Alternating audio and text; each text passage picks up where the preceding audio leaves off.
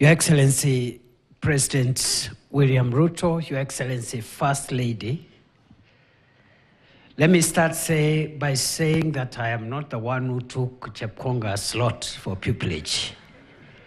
Other than that, what Speaker Wetangula said is correct. I once worked in his law firm many years ago.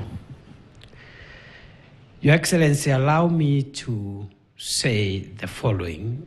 First is to thank all those leaders who came together to start this wonderful national practice of a National Prayer Day and National Prayer Breakfast.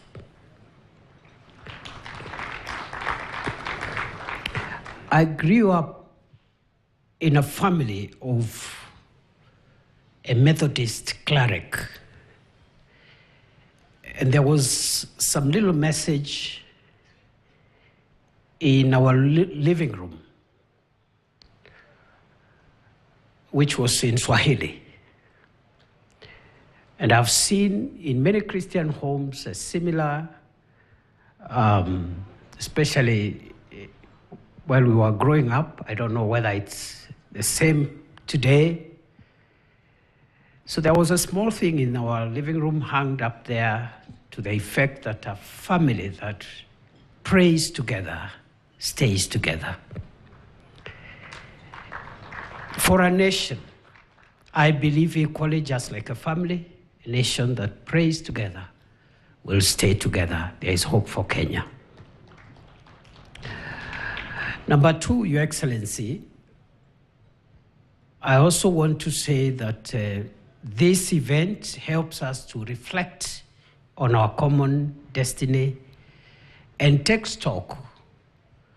And I believe it's the practice in many other countries that have a similar tradition. It's good to take stock of our journey as a nation so that we can look at what we've done well, maybe what we have not done so well, and from the scriptures and the sharing and the songs and the prayers which have been made here, we have had good moments and maybe other moments which we would have done better. And that is a good thing also, Your Excellency, because Socrates, one of the greatest philosophers, did say that a life unexamined is not worth living. It is good to examine ourselves at every point, reflect, and take stock, so that we are not on one continuous journey making good speed, but without the reflection to help us understand whether we are doing things right. And many times when we reflect, we'll find areas to correct, improve, and make the journey ahead even better. I say so because, Your Excellency, a story is told of a pilot who announced to his passengers that, ladies and gentlemen, we are making very good time. We are cruising at very good speed. But the good news ends there. The bad news is that we've lost all our instrumentation and we are not sure where we are going.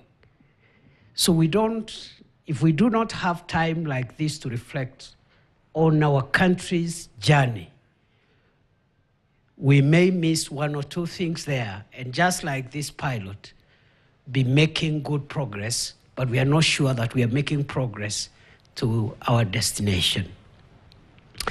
Your Excellency, allow me also again to say that we have heard the sermon, and I totally agree with the preacher of the day about the need to build relationships with each other, those who are afar, those who are near, our men and women, this generation, the other generation. And I agree, it's not only godly, but that is the most cost-effective way to handle our affairs. Your Excellency, while we are at that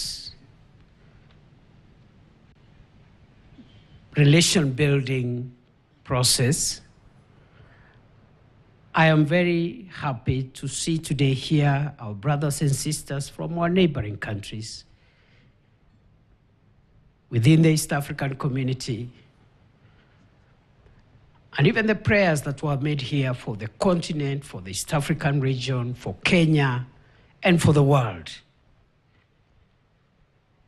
And looking at the choir here, of course, the choir is much improved from last year's performance. Osoro and company, pongezi. I think there is greater harmony and greater melody than last year. Last year was a bit chaotic. But Your Excellency, I say that we need to work on these relationships continuously, and looking at what was presented here, especially with our most immediate neighbors, Tanzania, Uganda, is a good thing.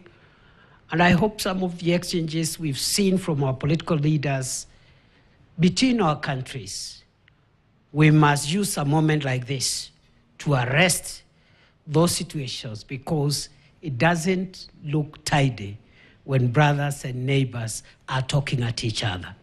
We must build good relationships and sustain them. Your Excellency, in the same manner, we need to build relationships across generations.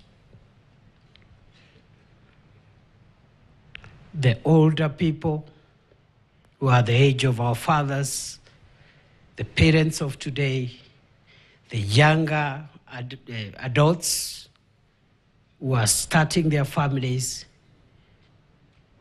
the young children, and even the unborn. That intergenerational friendship and solidarity is important. No one generation is superior or more important than the other.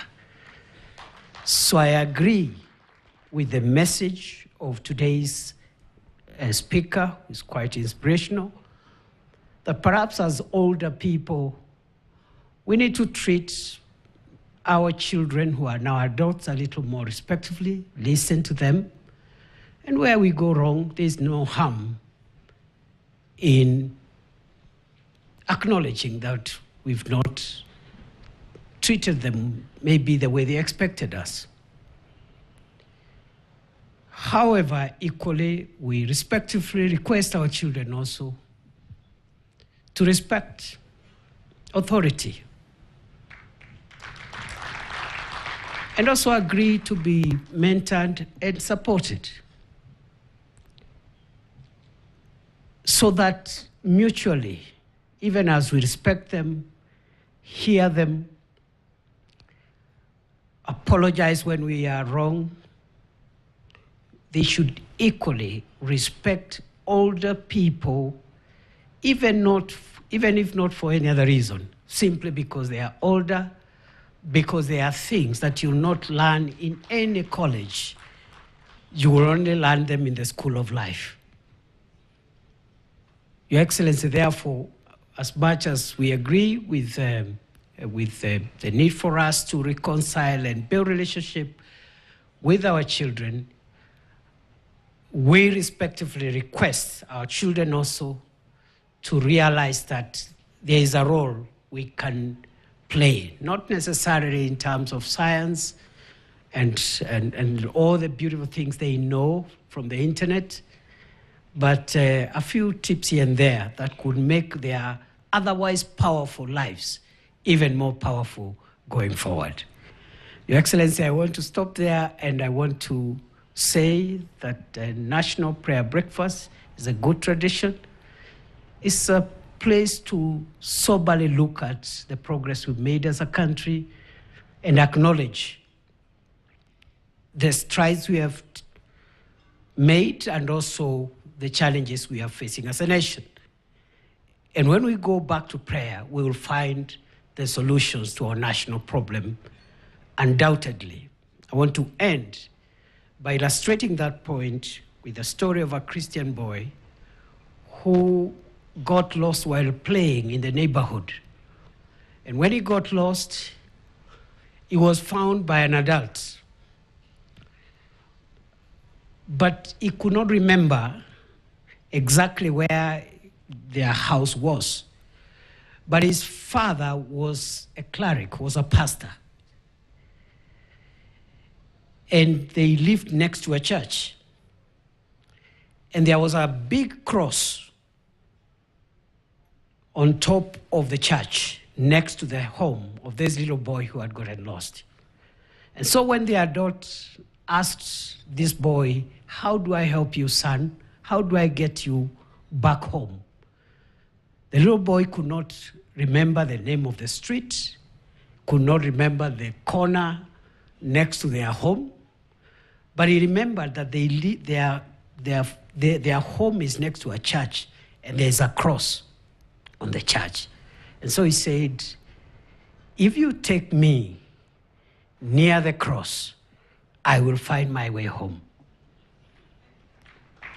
Likewise, this breakfast, as much as we return here every year, it will bring us back to our destiny and redirect our nation to where it is supposed to end. I want to thank all of us. I was warned not to make a speech. I have ended up making one, but it is too late now for the speaker to take any sanctions against me. Because at this moment, I want to ask us to be upstanding as we invite His Excellency President William Ruto to come and address us. Please, a round of applause for His Excellency the President.